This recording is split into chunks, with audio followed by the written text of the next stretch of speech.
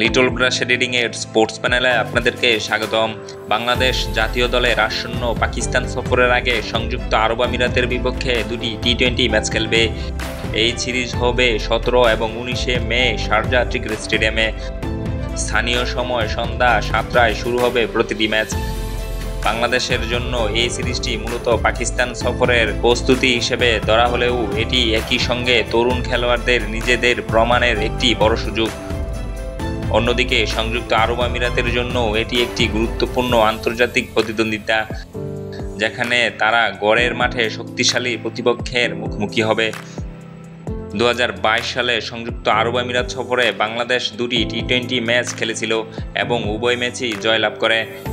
সেবার আফিফ হোসেন ও মেহেদী হাসান দুর্দান্ত পারফরমেন্স দেখান, ফলে মানসিকভাবে বাংলাদেশ কিছুটা এগিয়ে থেকেই এই সিরিজে মাঠে নামবে।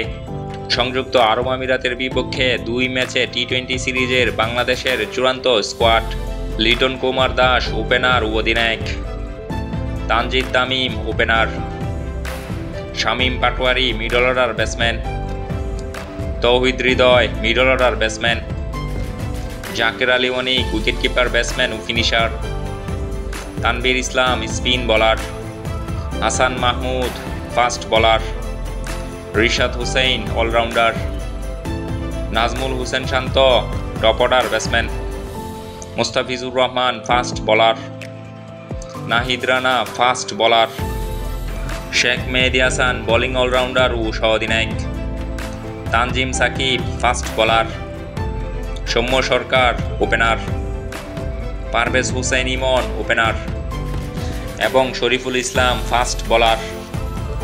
সংযুক্ত আরব আমিরাতের বিপক্ষে 2 ম্যাচে টি-20 সিরিজে বাংলাদেশে কী রকম সাফল্য করবে বলে আপনার মনে হয়?